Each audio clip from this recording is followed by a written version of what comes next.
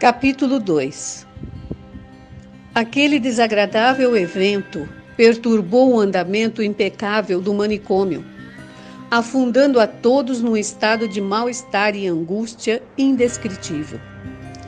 Especialmente afetado ficou o nosso diretor, o eminente Dr. Cortês, quem temia que o escândalo chegasse a macular o ilustre nome que levava ao hospital, o que em sua lógica influiria nos cheques que a poderosa família do finado doutor faziam chegar mensalmente. Não cansarei ao leitor com detalhes, porque esse caso foi muito comentado pela imprensa e, se deseja conferir, pode consultar o jornal El Heraldo, de Salta, em todas as edições da semana que vai de 7 a 15 de janeiro de 1980, onde se encontrará toda a informação. Só lembrarei aqui o essencial, já que o desenrolar desse caso verídico requer considerar as estranhas circunstâncias em que ocorreu o crime e o mistério que o rodeou, e que ainda persiste, pois a polícia não conseguiu esclarecê-lo, e dignos funcionários expressam suas dúvidas sobre se algum dia tal esclarecimento será possível. Porque dois elementos tão absurdos como irracionais intervêm de maneira definitiva do desenlace fatal, impedindo toda a possibilidade de realizar conjecturas coerentes. O primeiro é um fato indiscutivelmente verificado.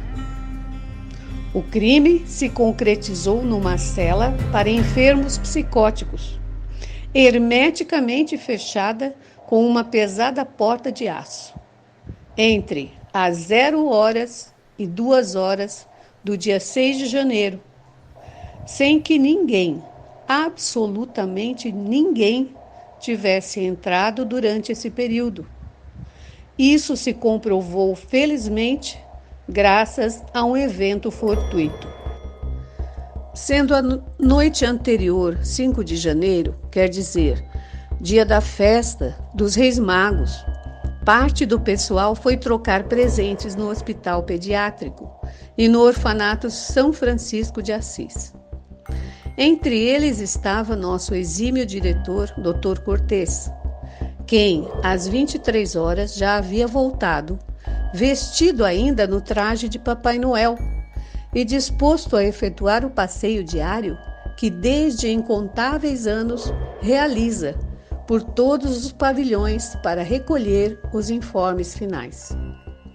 Pois bem, o próprio Dr. Cortês viu pela última vez Belicena Vilca às 23 horas e 50 minutos. Quando, no início de uma crise histérica, em sua segunda fase, promoveu uma desordem geral no pavilhão B. Corria desesperadamente no reduzido espaço de sua cela, com os olhos fixos e desorbitados, enquanto gritava: "Pachachutki! Pachachutki!" Palavras que nesse momento eram incompreensíveis, se bem que reconhecemos ser quechua. Por outro lado, o ataque era sintomaticamente anormal nela. O Dr. Cortês ordenou uma dose imediata de Valium, submetendo a desafortunada Belicena Vilca num torpor, que ela só haveria de sair por um instante para ver a morte de perto, tal como sugeria a expressão de tremendo horror com que se achava retorcido seu rosto quando foi encontrada morta 3 horas mais tarde. E aqui surge o mistério. O seu rosto, quando foi encontrada morta 3 horas mais tarde. E aqui surge o mistério. O primeiro elemento que desconcertou e surpreendeu os policiais envergonhados. Logo depois de atendida a paciente, em torno da meia-noite, todos nos retiramos da cela, sendo a porta trancada pelo Dr. Cortês, quem inadvertidamente guardou a chave num dos bolsos do seu traje de Papai Noel, esquecendo logo de depositá-la no armário das chaves. Às 3 da manhã, quando a enfermeira de turno fazia sua ronda habitual, notou a falta da chave, da qual ninguém soube dar parte. Deduziu disso que teria sido levada pelo Dr. Cortês. E como as cópias ficavam no escritório do mesmo, não ficou alternativa a não ser chamá-lo em casa. Não foi necessário ligar, pois a operadora do comutador interno informou que o doutor ainda estava no hospital, a ponto de sair. Avisado de seu erro, subiu ao pavilhão B para entregar a chave e fazer uma breve inspeção ocular. Quer dizer, durante essas 3 horas, a chave, o único meio de se chegar à cela, estava em poder do Dr. Cortês. Mas o diretor do hospital era um homem de reconhecida trajetória social, cujas virtudes morais têm sido sempre exaltadas como exemplo digno de imitação e de quem ninguém ousaria duvidar, nem mesmo o experiente policial Maidana, encarregado da investigação do caso. Enfim, o Dr. Cortês abriu a porta da cela, acompanhado por mim e pela enfermeira Garcia, exatamente às 3h05. Um odor doce e penetrante foi a primeira coisa que chamou a atenção. Era uma fragrância como incenso de sândalo e era tão fora de lugar ali que ficamos perplexos. Mas esse foi só um instante, pois o que veio depois concentrou nossa atenção. Belicena Vilca jazia em seu leito, sem dúvida, morta desde um tempo atrás, mas com o pescoço entumecido, por causa do estrangulamento a que tinha sido submetida.